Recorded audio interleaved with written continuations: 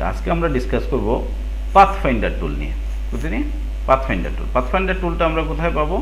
Window, হ্যাঁ, pathfinder. Actually এটার নাম টুল না, এটা হচ্ছে গিয়া একটা প্যালেট।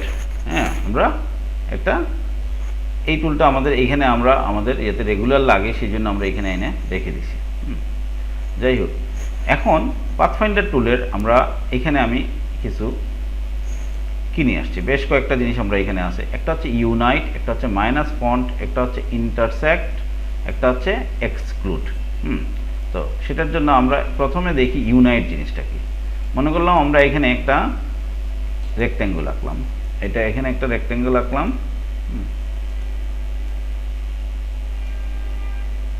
আর একটা রেক্ট্যাঙ্গেল দিলাম এইখানে একটা। এখন এই দুইটা এই দুইটা একে আমরা যদি পাথফাইন্ডারে গিয়া এই যে ইউনাইট যে অপশনটা আছে, এই যে ইউনাইট যে অপশনটাতে ক্লিক করি, তাহলে কি হয়ে যাবে? এই দুইটা এক হয়ে যাবে। কি হয়ে যাবে? এখন কি এটা আলাদা না, এখন এটা একটা শেপ না, গ্রুপ না, এটা এখন ওইটা গ্রুপ হলো কি তার আলাদা আলাদাভাবে।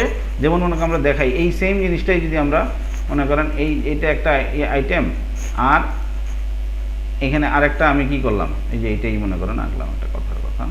এখন যদি কি করি আমি এটা কি গ্রুপ করি, তাহলে এই কথাটা কন্ট্রোল জি দিয়ে গ্রুপ করলাম। এই কথার অর্থ কি হলো গিয়া, এরা একসাথে মুভ করতেছে, ঠিক আছে, কিন্তু এরা আলাদা আলাদাভাবে এক একটা রাইট ক্লিক করে যদি আমরা আনগ্রুপ করি, তাহলে দেখা যাবে যে এরা আলাদা আলাদা হয়ে গেছে। কিন্তু ওইটা হচ্ছে গিয়ে দুইটা মিলে একটা শেপ হয়ে গেছে, অর্থাৎ ইউনাইট হয়ে গেছে। বুঝা গেছে? এখন আমরা একটা জিনিস আছে মাইনাস ফ্রন্ট। সেটা কি? যেমন মনে করেন আমরা এখানে একটা শেপ আঁকলাম, পরে আমরা ডিটেলস এটা দিয়ে ডিজাইন করব। এখানে একটা শেপ আঁকলাম, এরপরে আমরা এখানে মনে করেন আরেকটা এই যে ইলিপস নিলাম, এখানে এইখানে দিলাম, সেটা ধরেন আমরা ছোট করে একটা ইলিপস নিই, এটার অন্য একটা কালার দিলাম জাস্ট বোঝার জন্য। এখন এই দুইটাকে সিলেক্ট করলাম, কি করলাম আমরা? এই দুইটাকে সিলেক্ট করলাম। এখানে দেখা যাচ্ছে যে এইটা কিন্তু আপনি যদি লেয়ারে যদি যাই, দেখা যাবে যে এটা এটার উপরে আছে। এটা আছে কি, ইলিপসটা রেক্ট্যাঙ্গেলের উপরে আছে।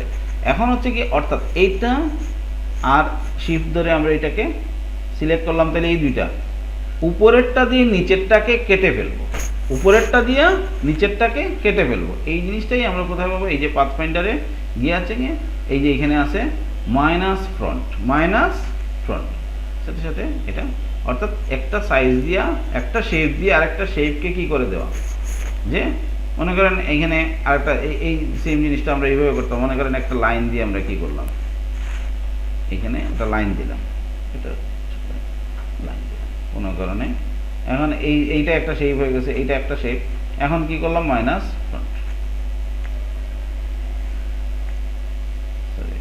লাইন দিয়ে মনে হবে না,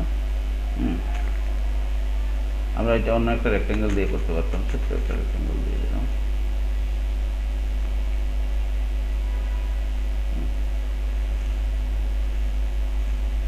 রেক্ট্যাঙ্গেল দিয়া এটাকে যদি আমরা কি করি, মাইনাস ফ্রন্ট করি, অর্থাৎ এটা এখন আমি যে ব্যাকগ্রাউন্ডে নিয়ে রাখবো সেই ব্যাকগ্রাউন্ডের কালার হবে। এটা আইটেম থেকে এটা কেটে গেল মাইনাস ফ্রন্ট। এটা আমাদের অনেক ব্যবহার হবে বিভিন্ন শেপ তৈরি করতে গেলে। এখন হচ্ছে ইন্টারসেক্ট। কি আছে? ইন্টারসেক্ট। এখন মনে করেন এইখানে একটা কি করলাম, সার্কেল নিলাম, অল্ট ধরে আমরা এখানে অল্ট শিফট ধরে আমরা কি করলাম, আরেকটা থাকে। এই দুইটা জিনিসে আমরা কি করব, এই যে এখানে আছে ইন্টারসেক্ট, অর্থাৎ দুইটা কমন যে এটা থাকবে বাকিগুলা চলে যাবে। কি হলো? এই যে ইন্টারসেক্ট ক্লিক করলাম, শুধু কমনটা থাকতেছে, বাকিটা চলে গেছে। হ্যাঁ, এই যে জিনিসটা থেকে এইগুলা আমাদের লাগে, আমরা করতে পারি। আবার সেম জিনিসটাই যদি আমরা করি,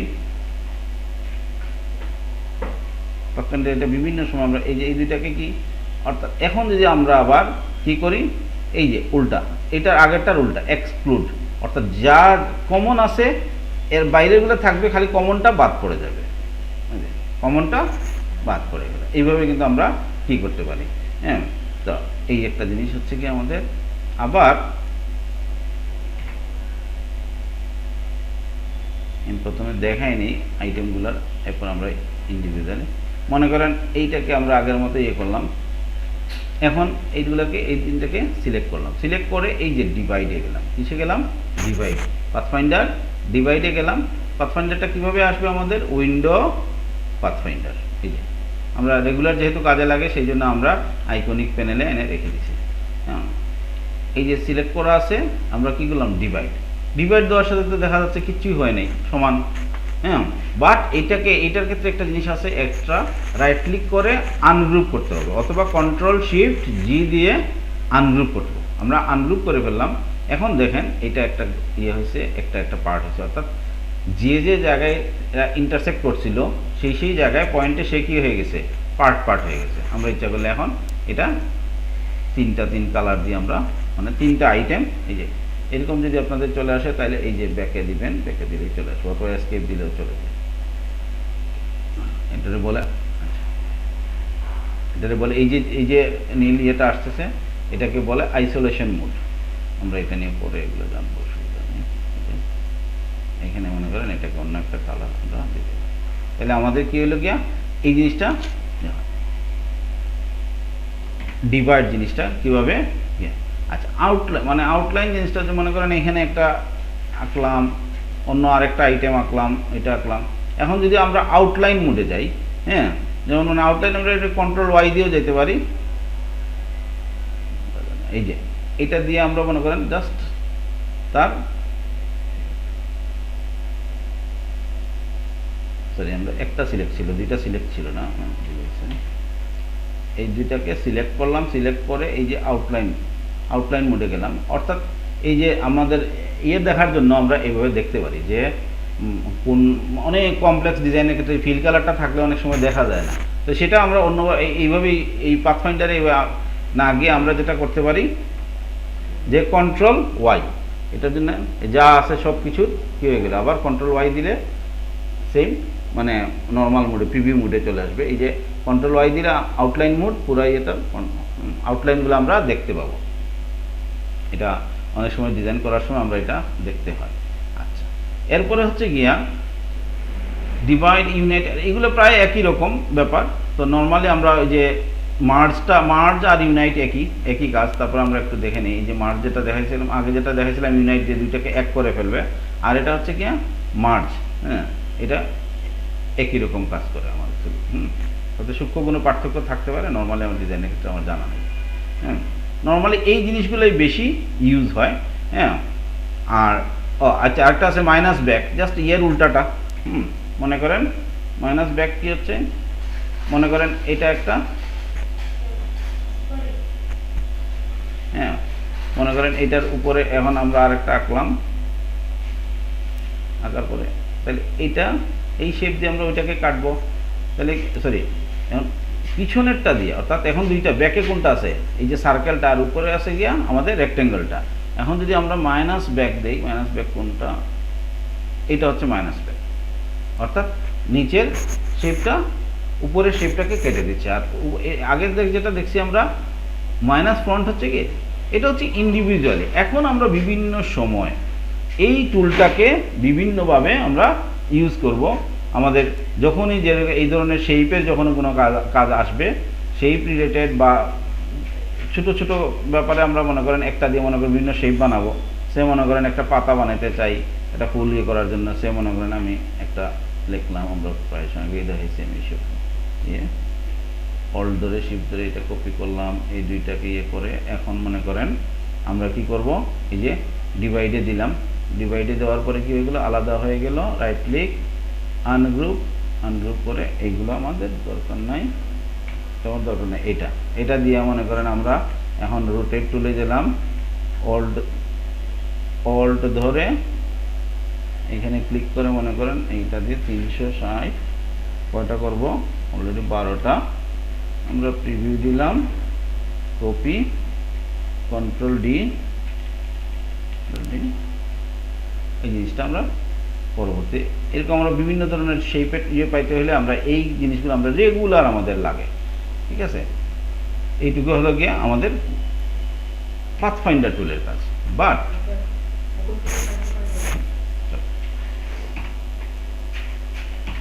এখন আমরা যেটা দেখব শেপ বিল্ডার। শেপ বিল্ডার টুল নিয়ে আমি আগেও ডিসকাস করছি, বাট এখন একটু এই যে পাথফাইন্ডার টুল আর শেপ বিল্ডার টুল অনেক সিমিলারিটি আছে, বাট শেপ বিল্ডার টুলটা অনেক বেশি ইউজ হয় পাথফাইন্ডার টুলের চেয়ে। শেপ বিল্ডার টুলের যে জিনিসটা হচ্ছে কি, এই যে মনে করেন আমরা এখন একটা সার্কেল একটা এক্সাম্পল দিয়ে করলাম, এখানে একটা,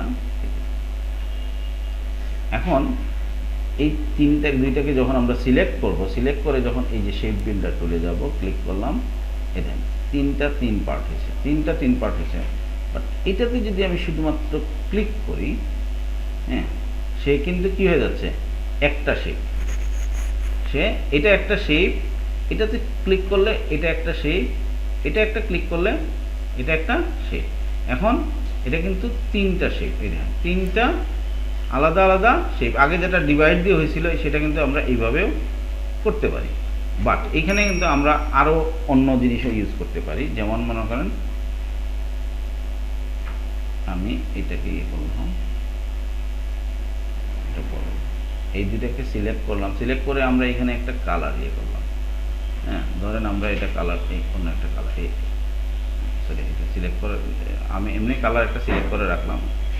এই তিনটা আমার কি আছে, আমি শেপ বিল্ডার টুল নিলাম, নিয়ে এইখান থেকে একটা কালার নিলাম, সে মনে করেন এই কালারটা নেওয়ার পরে এখন আমি যদি শেপ বিল্ডার টুলটা নিয়ে এইখানে আসি, জাস্ট প্লাস দিই, এবং ওই কালারটা কিন্তু শেপও হবে আলাদা এবং ওই কালারটা হয়ে যাবে।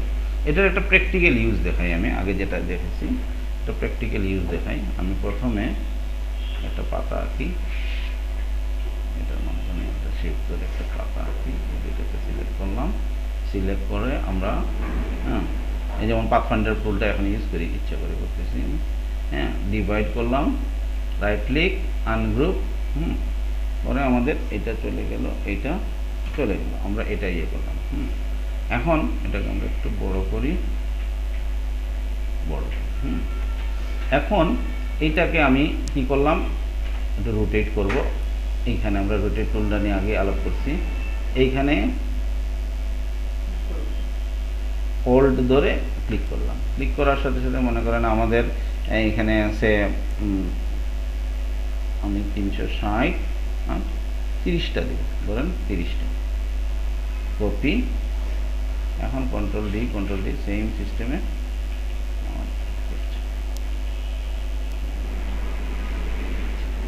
এইটা হলো।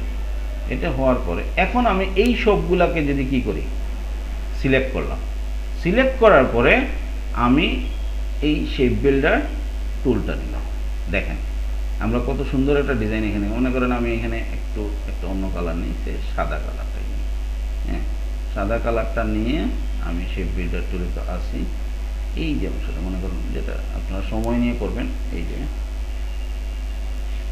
প্রত্যেকটা শেপে এখানে যে শেপ হয়েছে, একটু জুম করে করি, কাজটা করতে সুবিধা হবে।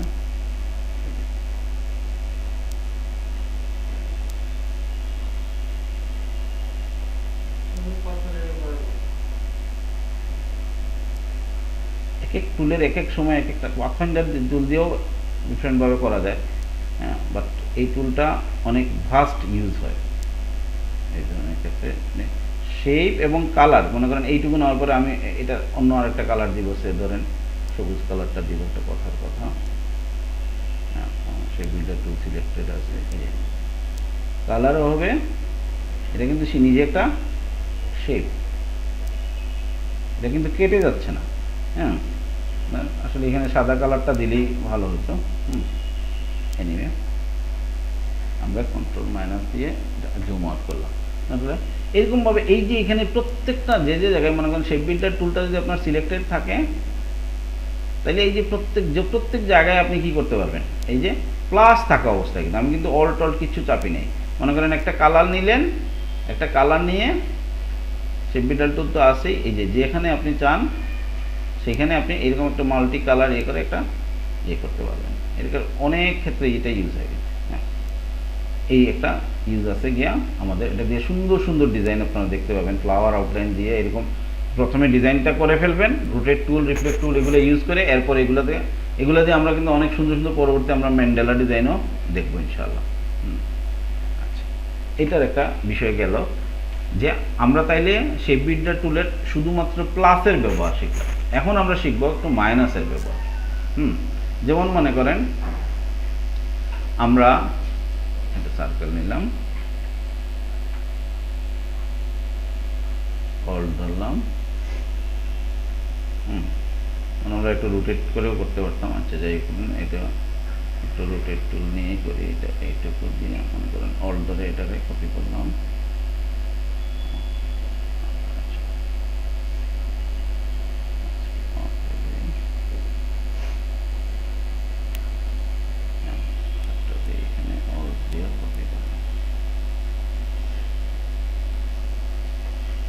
এখানে একটা রেক্টেঙ্গল আনি,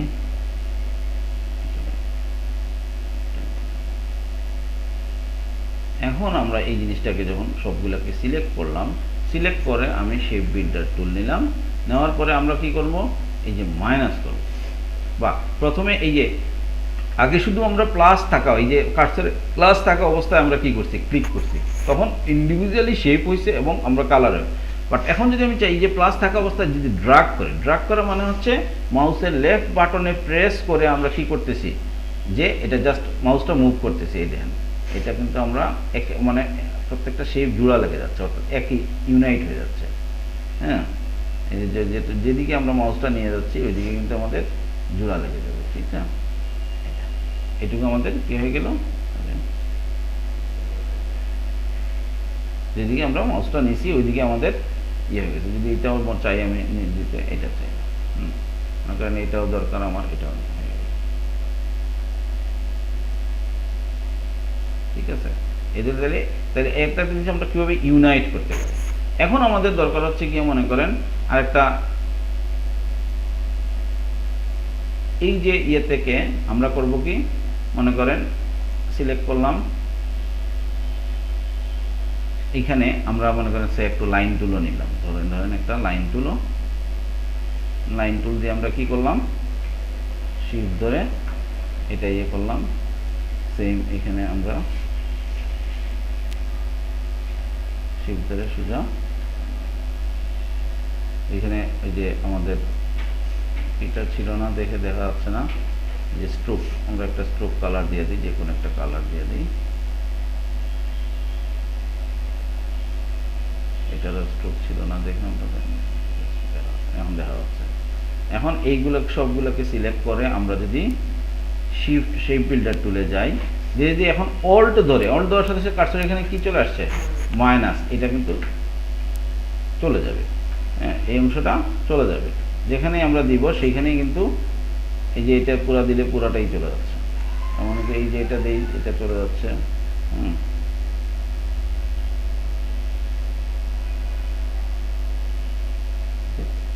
এইভাবে কিন্তু আমরা, যেমন এইটাকে আপনারা একটা জিনিস করতে পারেন, জাস্ট অল্ট ধরে একটু কপি করলে, এমন পিছনেরটা, এই পিছনেরটাকে মনে করেন আপনি একটু ব্ল্যাকিশ কালার দিয়ে দেন।